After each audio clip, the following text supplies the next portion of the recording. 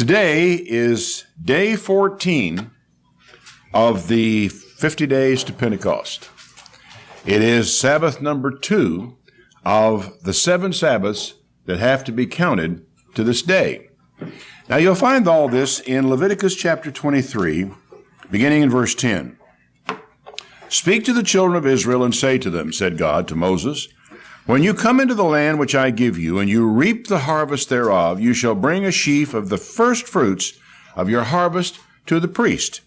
Now, looking at this initially, one would certainly feel that what he's talking about here is putting God first. In other words, before you eat anything out of this crop, you need to give something to God. No bread, no parched corn, no green ears, no nothing until you brought something to God. But there is, I think, we're going to see a little more to it than that. Now, note the future tense. This was given to Israel by God in the wilderness. It is of passing importance because of a theory that's been advanced by some scholars that the book of Leviticus is a priestly manual that wasn't written until a long time after Moses was long since dead, and the priests were simply creating a manual to get everything in order for their way of doing things. But Moses' testimony is that he wrote down all the laws that God spoke to him. He didn't just pass stuff on orally, he wrote it all down. The only thing that was not written down originally by Moses was what? 2 tables of stone, the 10 Commandments written with the finger of God. Everything else, though God said it, Moses wrote it down. That's an important thing to understand. The priest shall take this sheaf before the Lord, wave it before the Lord to be accepted for you. On the morrow after the Sabbath shall the priest wave it. Now, I'm persuaded that this took place at precisely the same time that Jesus was presented to the Father on the morning after his resurrection. The story is fairly familiar to everyone by now, how that Mary Magdalene and the other Marys came to the tomb early in the morning. And there was at one point there no one present but Mary. And she saw a man standing there, thought it was the gardener, and she went up to him and said, "Sir, if you'll just tell me where you took the body, I will take him away, and I will take care of it." The man turned around and called her by name, Mary, and she suddenly realized it was the risen Christ. She grabbed at him, and he said, "Don't hold me, because I have not yet ascended to my Father and your Father. You go tell the disciples that I've risen." And, of course, then he gave her instructions and went on his way. Now, later in the same day, he allowed his disciples to touch him, hold him, handle him, whatever. And the presumption is that in the interim between the time he saw Mary and the time he saw the disciples, and the time he saw Mary was very early, it was the crack of dawn, that shortly thereafter he ascended to the Father, was presented there, and returned to carry out the initial things he had to do before his final ascension. At the same time, the priest was presenting in the temple before God a wave sheaf of the first fruits of all the people for that year's harvest. The comparison between the two is of striking interest because that sheaf was actually cut from the ground shortly after sunset the night before. It was prepared during the night, threshed and parched and so forth, and then brought in and waved before God the next morning. And so the idea is that Christ may have arisen at about the same time that wave sheaf was cut, that he was presented to the Father the next morning at the time the wave sheaf would be presented. Now, there's a momentary ambiguity here in the law. We'll resolve it before we're finished. But this phrase, is this the weekly Sabbath or the annual Sabbath? When it says, on the morrow after the Sabbath shall the priest wave it. The Pharisees said it was the annual Sabbath, that is the first day of unleavened bread, the 15th day of the first month. The Sadducees said no, it was the weekly Sabbath that fell during the days of unleavened bread. Or fell after, I guess, the Sabbath of the days of unleavened bread. The big distinction between the Pharisees and the Sadducees is this. The Pharisees believed in the oral law and the tradition, and it was right there, right up there with anything ever found written in the written law, and in many ways actually superseded what they wrote there. It was the final interpretation. Their thesis, and you'll find it repeated among many people in Judaism to this day, is that there was the written law that Moses wrote all that stuff down. And there were oral instructions given to Moses in addition to that, which were passed on orally from generation to generation. And the belief is that that oral law is actually on a par with the written law of God. This was a Pharisee's belief. The Sadducees obviously said, we don't buy that.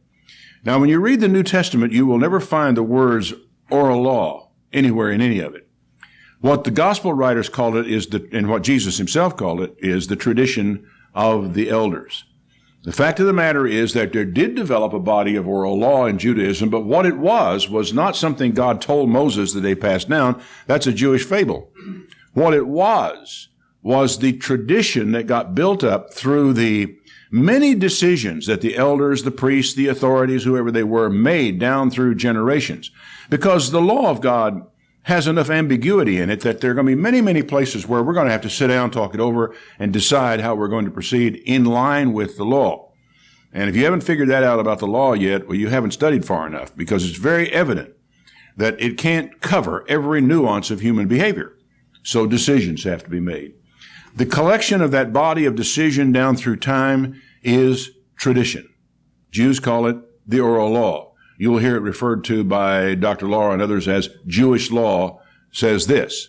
And she's talking about the oral law, that is the traditions of Judaism. Not Jewish law is not quite the same thing as the law of God, which I think most of us would be able to put together fairly quickly. The Pharisees held to tradition, claiming that there was a body of oral law given to Moses, not written down, but passed on orally. It's worth noting that Jesus, who was not a Sadducee, nevertheless agreed with them in rejecting the oral law. And you will find this laid out just as clear as crystal in the Sermon on the Mount. He first of all starts out by saying, I want you to understand something before we ever begin. Don't think this. And people, of course, proceed to think exactly this. He says, don't think that I have come to destroy the law of the prophets. I have not come to destroy them, but to fulfill them. Till heaven and earth pass, not one jot nor one tittle shall pass from the law till everything has come to pass. Okay. The fact that he chose the words jot and tittle designate clearly he's talking about the written law. Then he proceeds in the remainder of the sermon to say, you have heard it said by them of old time, oral law, you shall do this. But I say unto you, and then begins to correct all the errors that had begun to develop in the oral tradition of the Jews. Later on, he will smack them really hard when he says, you reject the commandment of God that you can hold on to your tradition. You will actually free a person from obligation to the law of God so he can carry out your tradition. And you do all sorts of things like this, Jesus said. So basically, through his ministry, every time it came up, in fact, he rejected the tradition of the elders, and he went straight to the written law for the things that people ought to be doing or not doing, as the case may be. Now, it's also worth noting that for Christians, Wave Sheaves was surely on a Sunday morning. I mean, there we are, with the resurrection of Christ, his presentation to the Father. That connection was made very early in the Christian faith, and is one of the reasons, frankly, why an awful lot of Christian people worship on Sunday today instead of on the Sabbath. But that's another story for another day. He goes on to say what they were supposed to offer in terms of offering on that day. And then in verse 14, you shall eat neither bread nor parched corn nor green ears until the selfsame day that you have brought an offering unto your God. It shall be a statute forever throughout your generations in all your dwellings. Now this festival, he says, is not going to end, not even at the cross. Because he didn't indicate that there might be some time. He just said perpetually, forever. Nor is it limited to observance in the land of Israel. Did you catch that? The NIV says, this is to be a lasting ordinance for the generations to come wherever you live. Doesn't make any difference. You are to do this. You're supposed to come up to this time of year, and you don't do anything for yourself until you have made a presentation to God. Now, there is at least an analogy also buried in this that someone can feel free to bring out, that no one had ascended to the Father before Christ. Abraham was not there. Moses was not there. Adam was not there. David was not there. Solomon surely was not there. None of these men had ascended into heaven prior to the time that Jesus was presented to the Father as the first of the firstfruits from the dead. Now, that analogy, presents itself so strongly that it's really hard to think it wouldn't be hard doctrine. Now, here comes the joker in the deck for the Pharisees. Verse 15. You shall count unto you from the morrow after the Sabbath, from the day that you brought the sheaf of the wave offering. 7 Sabbaths shall be complete. Even to the morrow after the 7th Sabbath shall you number 50 days, and you shall offer a new meal offering to the Lord. Now, there are 3 times in this passage the word Sabbath is used. You follow them? 1, from the morrow after the Sabbath, you do the wave sheaf offering on that day. 7 Sabbaths shall be complete. Today is the second of those 7 Sabbaths that have to be completed subsequent to that. Even to the morrow after the 7th Sabbath, same word, shall you number 50 days and offer a new meal offering to the Lord. Now, here's my question. If we're going to count 50 days to a day after a Sabbath, how can it possibly start to count on the day after the annual Sabbath, which can fall on several different days of the week? I started to say any, but it can't really fall on any day of the week according to calendar rules. But it can certainly fall on a Thursday. That would mean that you went up and did the wave sheaf offering on Friday. And that would in turn means that tomorrow after not tomorrow after the Sabbath, but that day, 50 days later, would be Friday. And Pentecost doesn't fall on Friday according to this. Now, you really wonder how that happens and how it came about that the Jews got it the way they have it, as opposed to this. I was talking to one scholar about this, and he said, absolutely, he felt the Jews had the authority to set their own, work out their own holy days. But there is absolutely no question from Leviticus that the Feast of the First Fruits falls always on the day after the Sabbath. It is there on the page. I had an interesting experience on this because of the first time I began keeping Pentecost. The church kept it all the time on Monday because of some peculiar way we thought we ought to count this thing out. And I remember as a freshman in college reading this scripture and saying, hold it. This says you count to the morrow after the Sabbath, and the morrow after the Sabbath is always Sunday. And, I sort of, listened to the explanation, and because of church authority, Jews do it because of Jewish authority, accepted what they were doing, and we went on down the road. Many years later, everybody came to one day and said, oh, maybe it is Sunday after all. And the church began to, at that point in time, changed the pattern of observance. But it's pretty clear from what you're reading here that the idea behind this is that you actually have 7 Sabbath days that are counted off, and the day after the 7th Sabbath is a holy day. We call it Pentecost. It's the 50th day, or a feast of first fruits.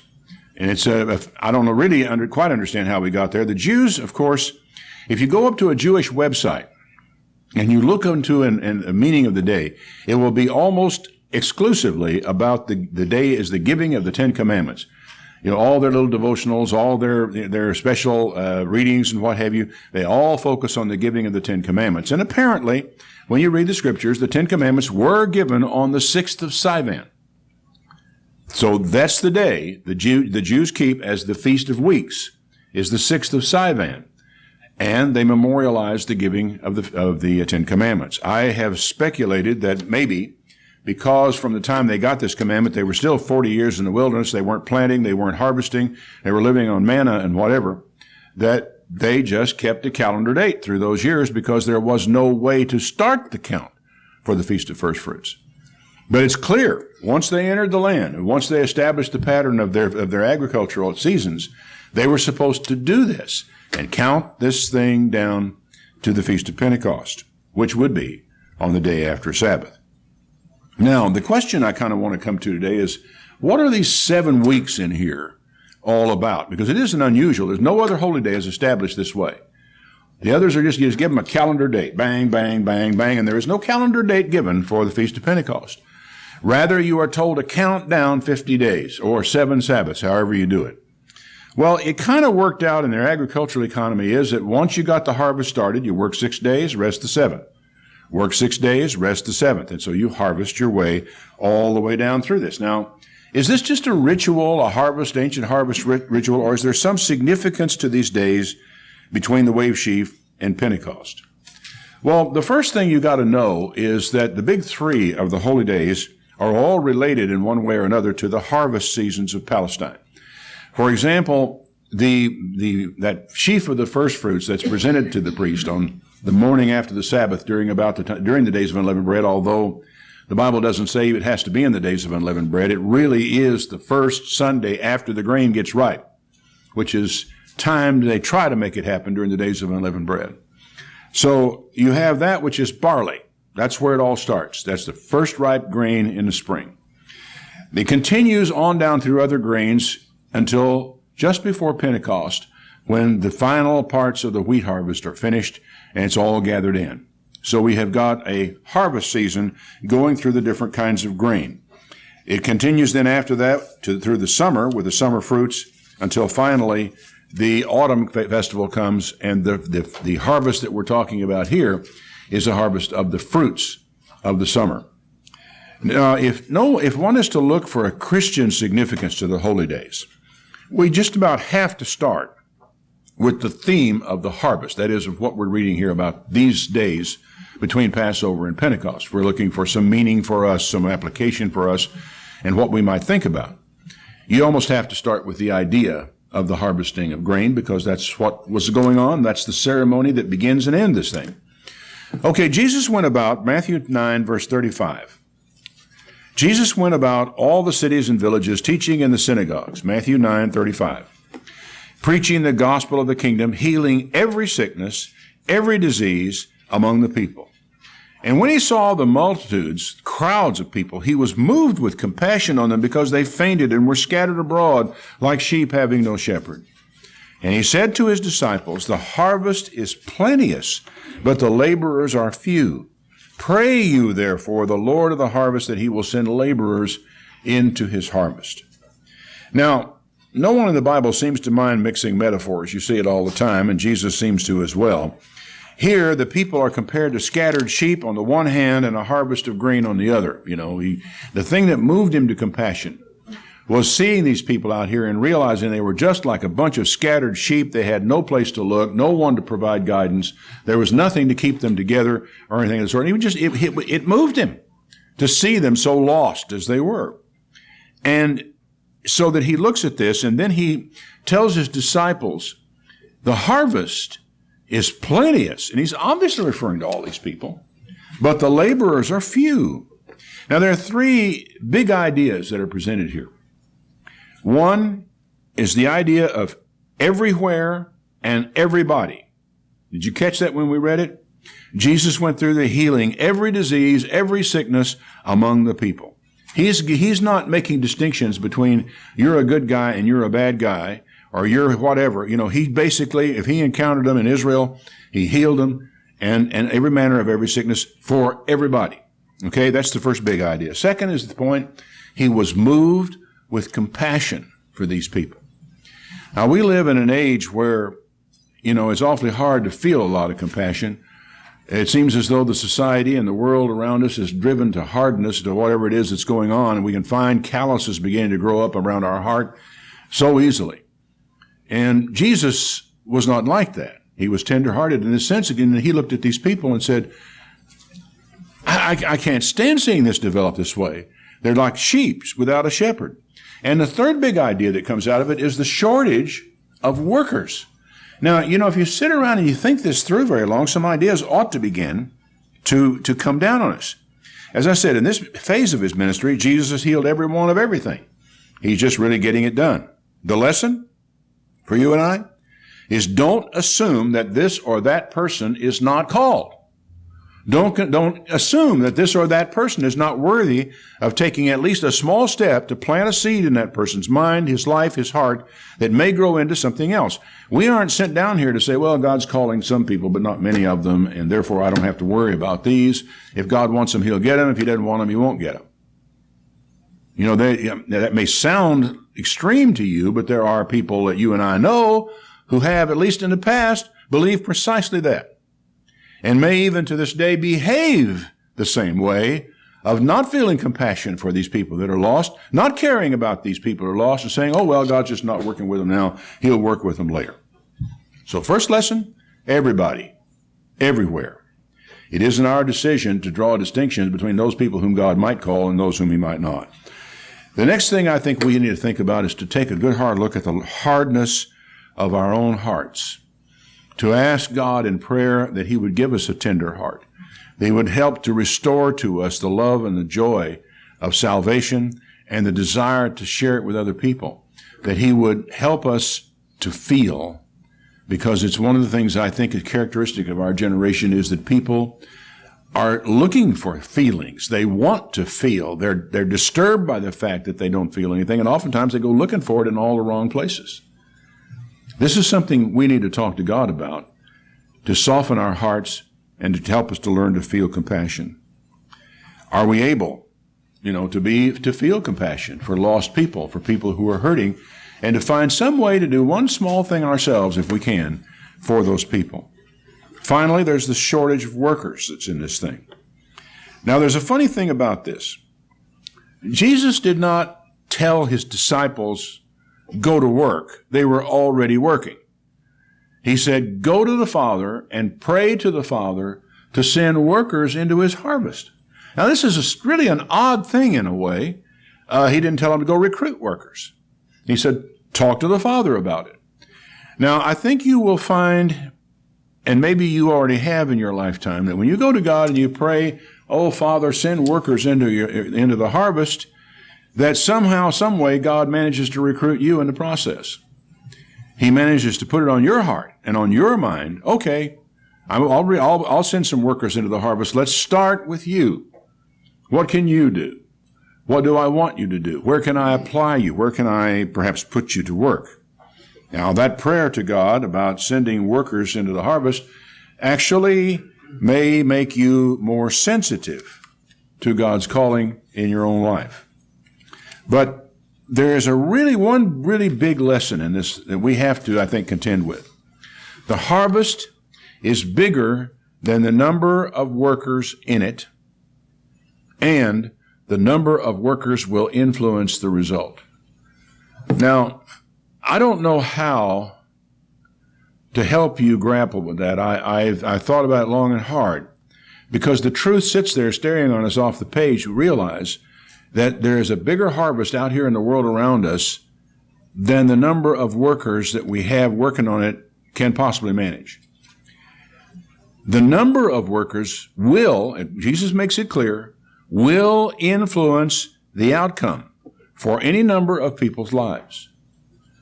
Therefore, don't we have to conclude that what we do makes a difference? How can we escape the logical conclusion that flows from that? It is tempting, oh so tempting, to believe that what I do can't possibly make a difference. I am so small, I am nobody, I'm over here in the middle of nowhere, I don't know anybody, and I can't possibly make a difference. Maybe God just doesn't call everybody, and he'll save the ones he calls, and he'll get around to the other ones later, and I don't have to worry about it. Well, who's more likely to understand this correctly, you or the Apostle Paul? Who do you think has a handle on this? Well, here's what he said. 1 Corinthians chapter 9, verse 18. What is my reward then? Verily, that when I preach the gospel, I will make the gospel of Christ without charge, that I abuse not my power in the gospel. I'm not saying that he couldn't have worked full-time, been supported in the gospel, because the truth is he was at times. But what he is simply saying is, I'm trying my best to paddle my own canoe and to not make burdens on other people, because I don't want to get in the way of the gospel. For though I be free from all men, I have made myself servant to all, that I might gain the more.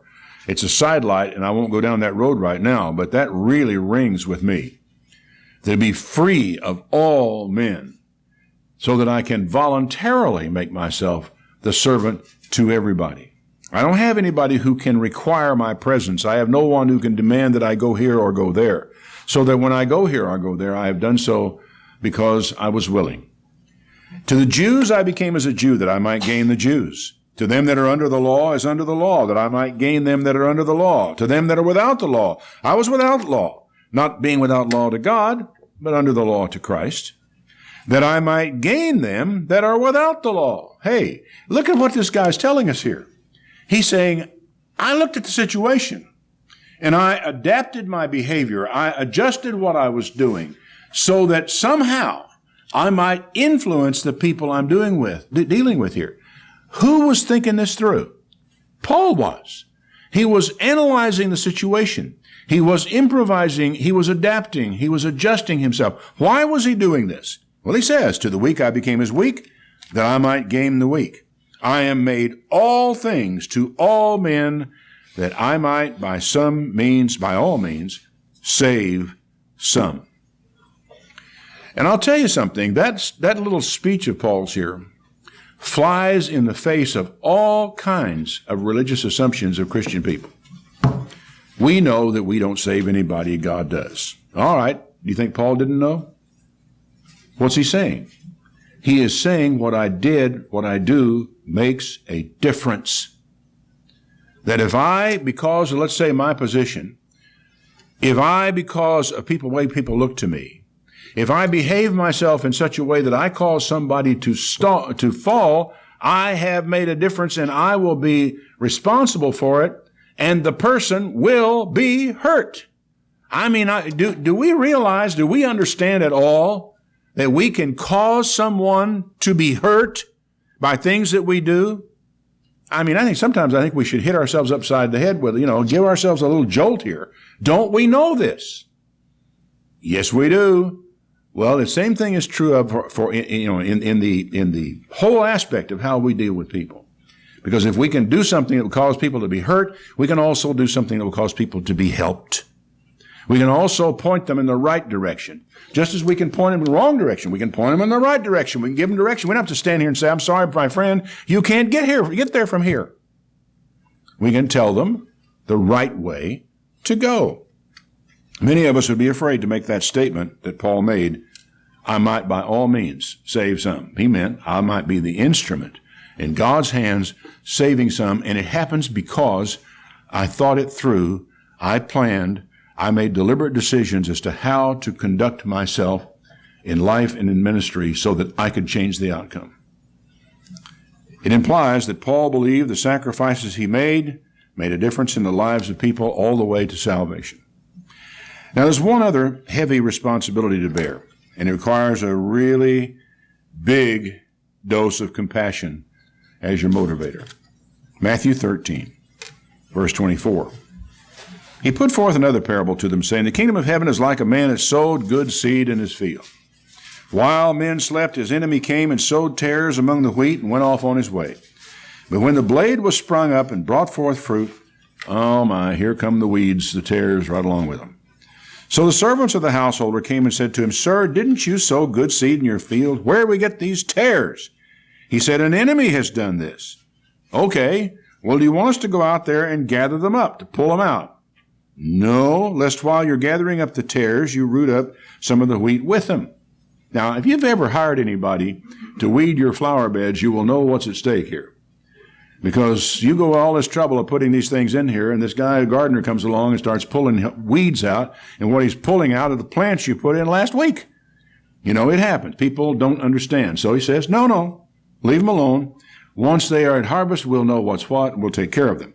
Let them both grow together till the harvest, and in the time of harvest I will say to the reapers, gather you together the tares, bind them in bundles to burn them, but gather the wheat into the barn. Now, this is a fascinating parable, and it carries with it the idea of a final harvest. There is an ongoing, successive harvest going on in Palestine. Barley, different other kinds of grains, finally wheat. At the end, everything is wrapped up on the 50th day. Now, there's also a wrap-up in this parable that you have to go on and read. Matthew 13, verse 36.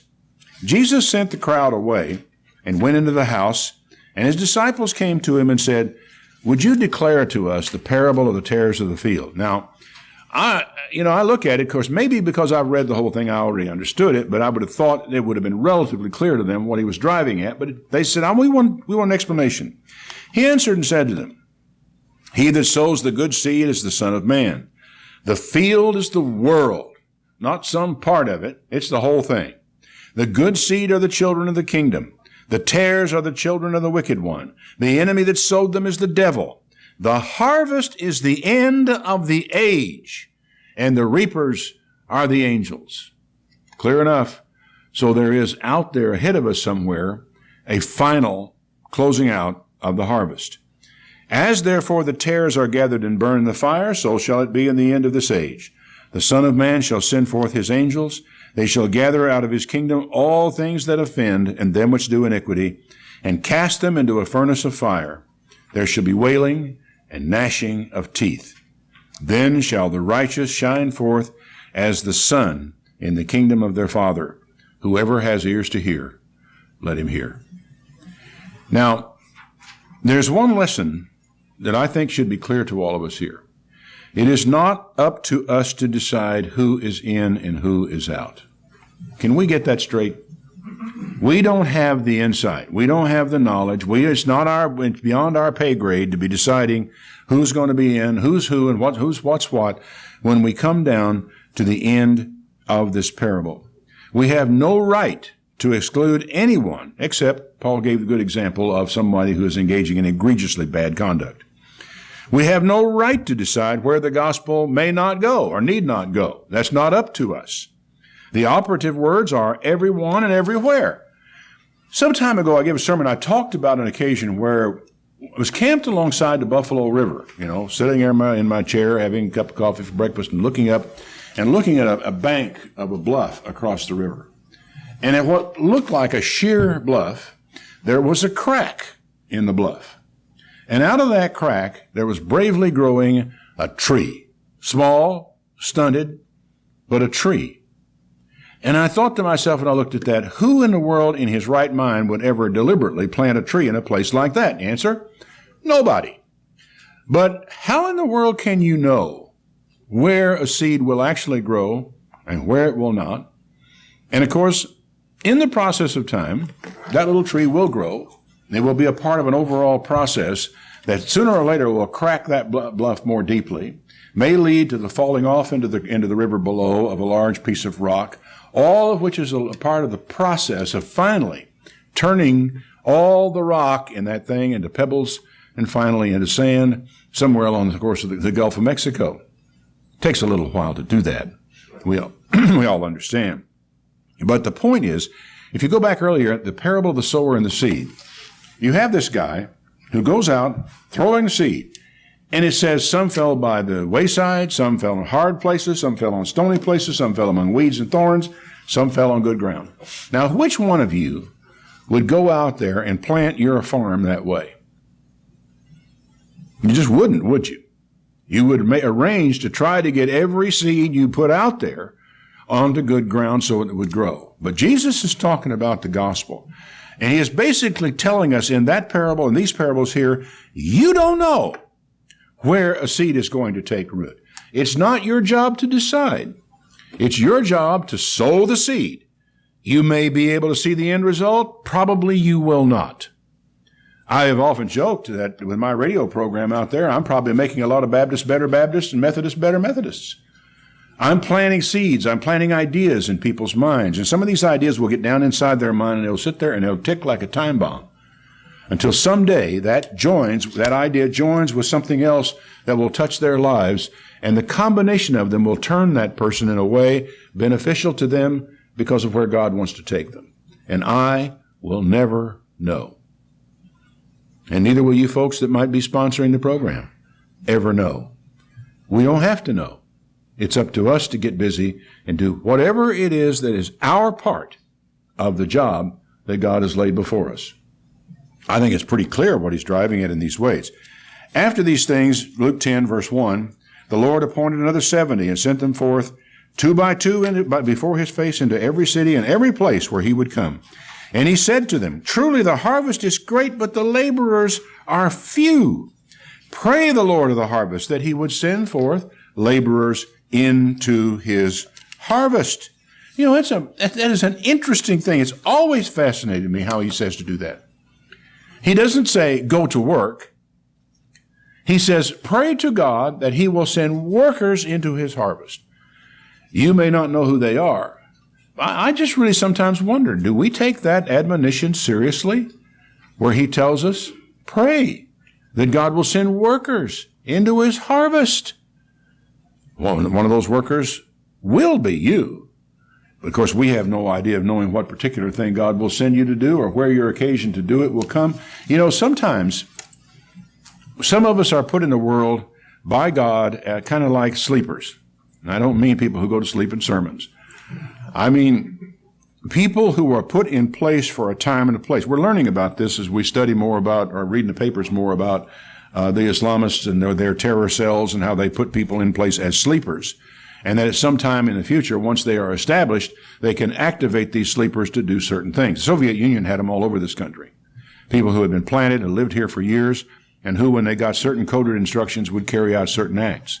It all became irrelevant when the Soviet Union came unstuck. Would that it would happen the same way with the Islamist terrorists, but I'm not at all convinced that it's going to. But God also puts his people, he positions people, sometimes for a moment in time. You've got Philip, who was doing evangelistic work up in Samaria, and the Holy Spirit caught him away from there. Left. He went down to meet a gentleman who was on his way from Jerusalem going back toward Ethiopia. And Philip gets down there, and he's standing alongside the road. Here comes this fellow in his wagon or chariot. And as he comes near, he hears him reading aloud, which was, I think, probably more the custom then than it is now. But he was reading aloud from the prophet Isaiah. And Philip stepped up to him and said, "Hey, do you understand what you're reading there?" And the guy says, "How can I understand this unless somebody help me with it?" And so he invited Philip up into his chariot, and on they went down the road, reading the scriptures, talking about them. It was Isaiah. And Philip started right there and expounded the gospel to this man, and it all began with a simple little question. You understand what you're reading? I used this illustration in a sermon several years ago on personal evangelism, and a fellow who had heard the sermon was going into the bank one day to his safe deposit box, and as he walked in past the entry, there was a woman sitting there reading a Bible. He walked by her, and all of a sudden my words came back to him. He stopped right there, and he turned around and came back, actually Philip's words, and he said to the woman, "Do you understand what you're reading?" And she said, "Well, yes and no." And he sat down, and they must have talked for an hour to an hour and a half before he went his way, not knowing the outcome of that conversation. But at least he opened that door. You know, there are all sorts of little cracks and crevices into which seeds may be placed. There are all sorts of little openings that God gives us, and those openings come and go very quickly sometimes.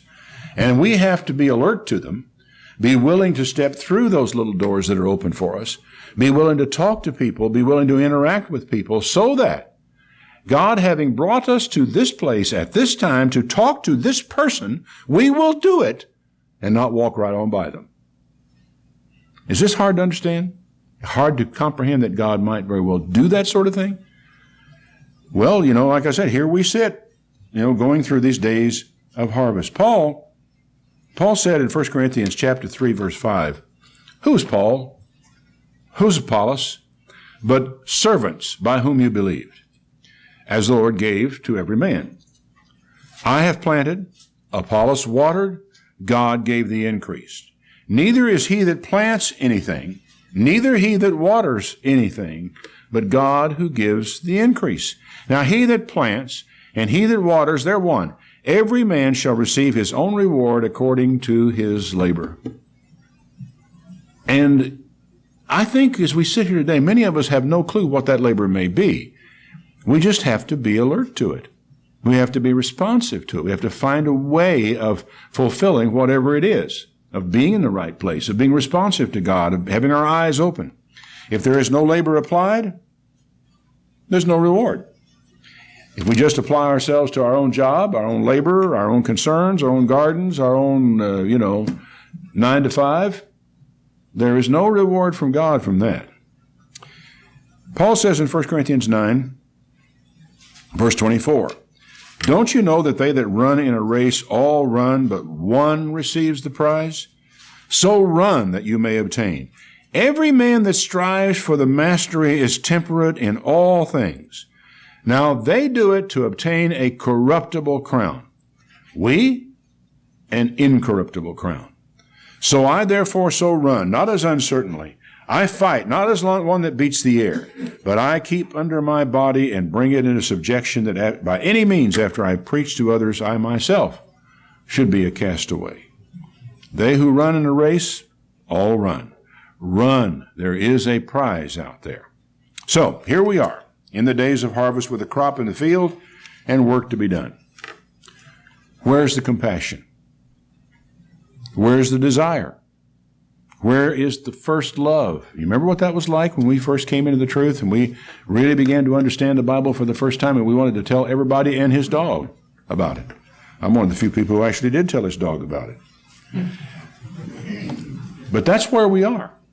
Now, returning to Leviticus 23, verse 17, we are now at the day of Pentecost, 50 days later.